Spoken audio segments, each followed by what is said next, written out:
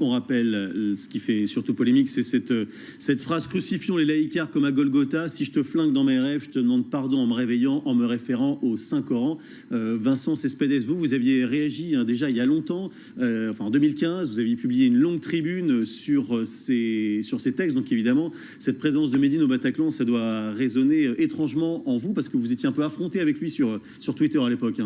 Oui, je critiquais un titre, dont laïque en l'occurrence, qui était un titre compatible avec l'État islamique. C'est-à-dire qu'on pouvait très bien être terroriste et écouter ça dans sa voiture.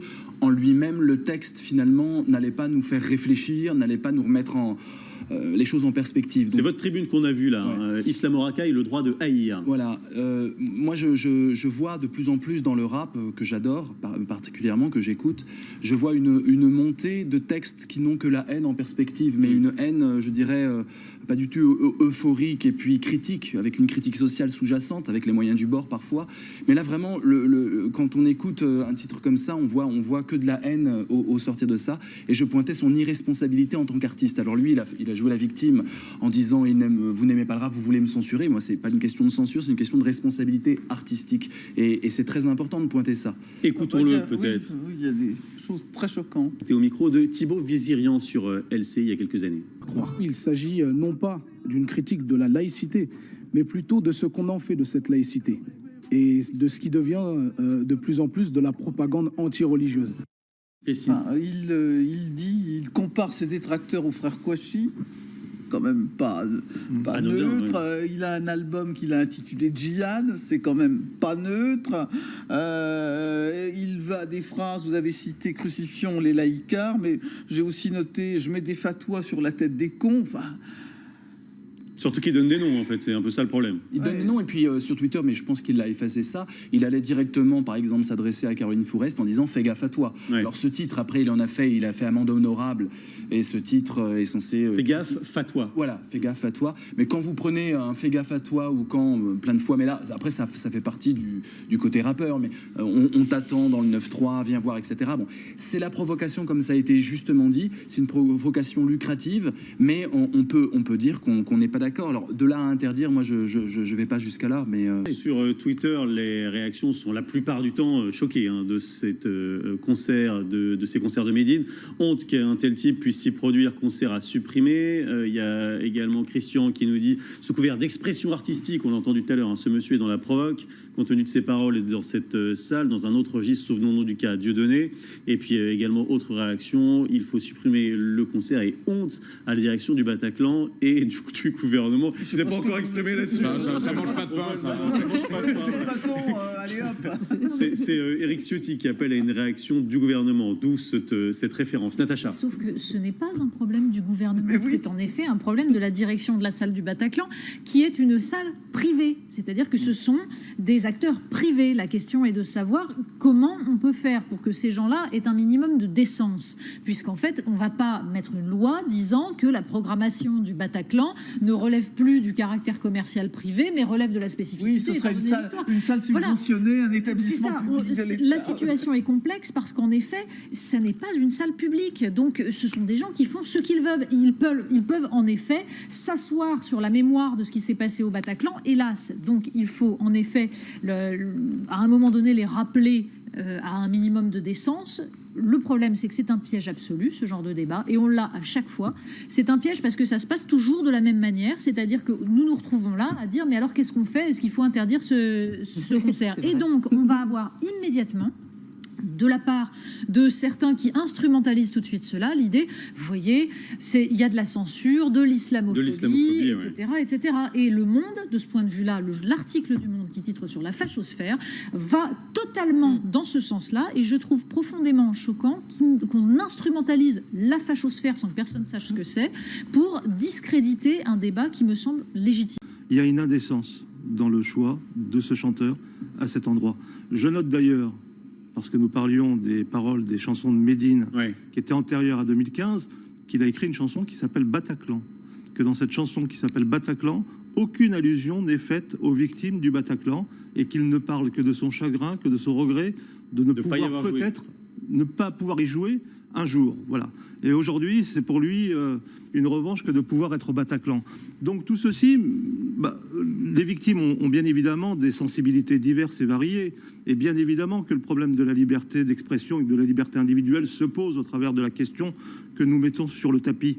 Mais c'est la raison pour laquelle nous estimons que ce débat doit être judiciaire et que, judiciairement, l'ordre moral public doit être reconnu et nous dire si oui ou non le Bataclan et Médine est une violation de cet ordre moral. C'est la seule chose que nous demandons, au-delà de toute polémique politique et au-delà de toute volonté de censure et au-delà de tout jugement que nous portons sur ce chanteur. On serait plus à l'aise si la France Insoumise, le Parti Socialiste... C'est un peu courageux. Oui, on serait plus à l'aise. Ce serait quand même plus confortable. Ce serait bien, parce qu'en effet, ça rappellerait que c'est pas un débat gauche-droite, et que la défense de la décence et de la mémoire des victimes du Bataclan, ça ne relève pas d'une attaque contre qui que ce soit. Une autre réaction sur Twitter de quelqu'un qui nous regarde et qui nous dit « Je suis d'accord avec vous, mesdames, messieurs, bien parler. Il est possible que si on ne se comporte pas en carpette, on est tout de suite catalogué fachosphère. » C'est ça le problème, Vincent Cespedes. De toute façon, oui, et puis même la gauche est très... Elle doit vraiment réfléchir à ça. Le problème de la gauche aujourd'hui, c'est justement ces questions-là, questions identitaires, questions par rapport à l'islam politique. C'est vraiment des questions fondamentales. Ils ne sont pas clarifiés depuis 2015 quand même? Non, ils ne se sont pas clarifiés. Au contraire, on s'est embourbé dans des dissensions et des complications extrêmes. Il faut savoir que Médine n'est pas neutre politiquement. Tariq Ramadan, dans un tweet, lui dit petit frère Médine a sorti son album, etc. Donc il y a tout un courant derrière Médine qui est un courant d'identité dure, qui est un courant qui consiste à semer le trouble sur la laïcité, à pointer du doigt la laïcité en montrant que c'est le nouveau diable aujourd'hui, en tout cas la laïcité extrême, ce qu'ils appellent le laïcisme. Et donc il y a un brouillage de cerveau et un brouillage de valeurs. Maintenant, je crois que c'est vraiment du ressort de la société civile et de ceux qui sont au Bataclan, devant le Bataclan, dans la rue au Bataclan. On peut le faire aussi à l'américaine et on peut s'exprimer, la société civile pourra s'exprimer et dire non, comme on le fait par exemple avec Bertrand Cantat. On l'interdit pas, mais on proteste. C'est possible. Faire comme les organisations juives qui avaient retenu toutes les salles, toutes les places dans un concert de Karajan et qui a joué devant une salle vide. Et de revendications politiques par les citoyens. Mais justement, enfin, juste comme vous parlez de Bertrand Cantat, il y a eu une réaction sur Twitter de quelqu'un qui fait la comparaison, qui dit Bertrand Cantat versus Médine, c'est l'une des questions qui se posent. Juste pour dire que le sujet n'est que sur le Bataclan. Le sujet, c'est pas la programmation de Médine. Médine, il a le droit de s'exprimer, c'est un artiste français. Oui, c'est le fait que ce soit là, bien sûr. Et ce qui est dommage, c'est qu'à laisser au Zénith.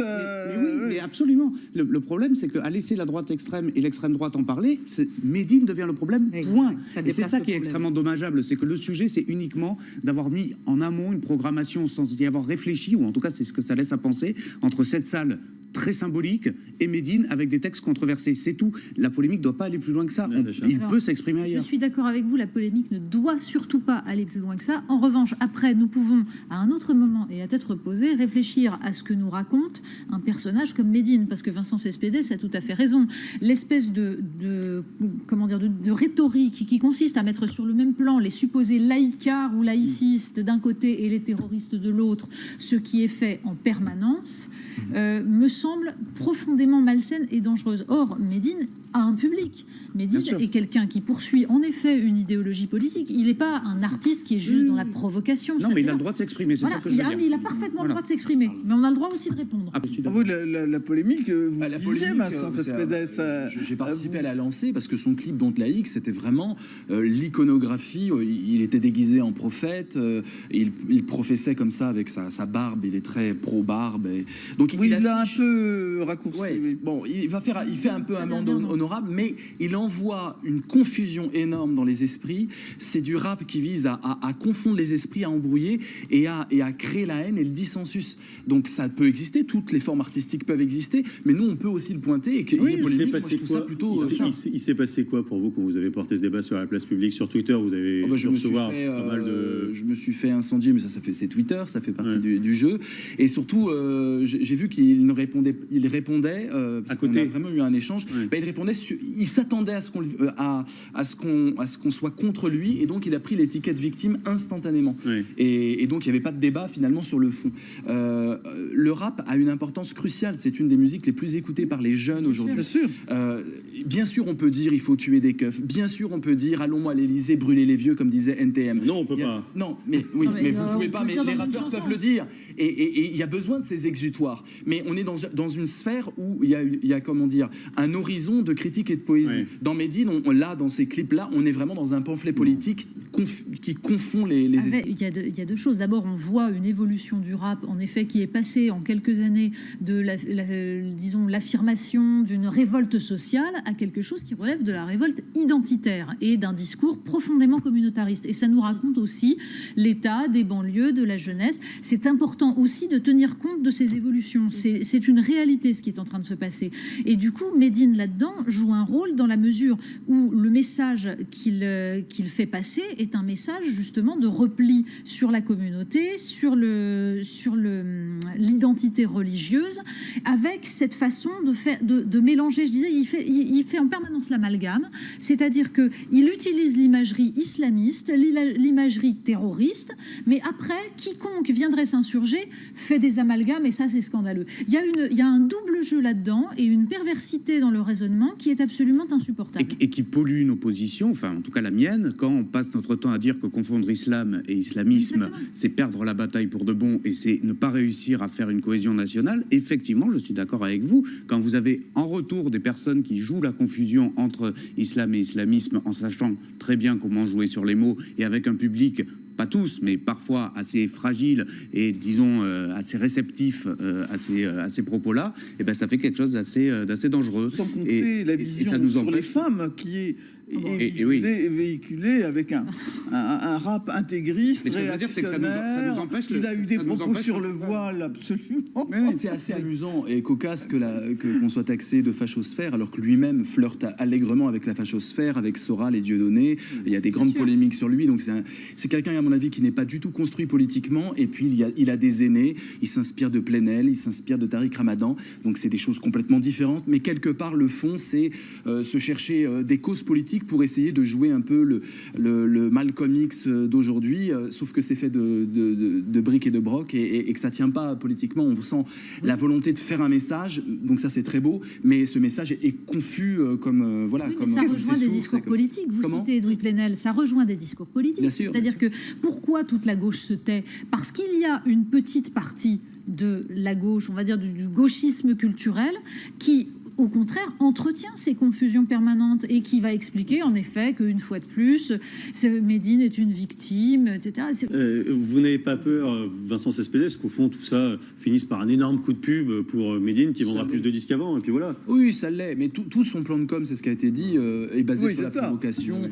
Et la victimisation. La victimisation et la provocation vont ensemble. C'est d'ailleurs ce que je dis au Prochet dans les chants, c'est arrête de te victimiser, parlons sérieusement.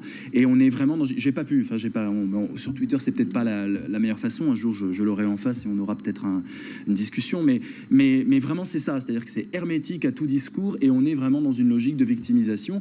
Mais ça se comprend. C'est vrai qu'on ne voit pas beaucoup de jeunes avec des profils arabes, entre guillemets, s'exprimer facilement dans les médias à travers autre chose que du rap. C'est vrai qu'il y a une sous-représentativité de cette jeunesse des quartiers dans les débats de société. C'est vrai. Et cette exaspération, on aurait pu croire qu'après 2005 et les émeutes, ces jeunes auraient eu des micros devant eux. C'est vrai qu'ils n'ont plus de micros. La jeunesse, aujourd'hui, elle n'existe que dans la case télé-réalité. Elle n'est plus à la télévision. Télé-réalité, sport, rap, quoi. En gros, c'est ça. Exactement. Donc, je regrette qu'on ne puisse pas tendre des micros à la jeunesse au-delà des voitures qu'elle brûle ou des exactions en banlieue.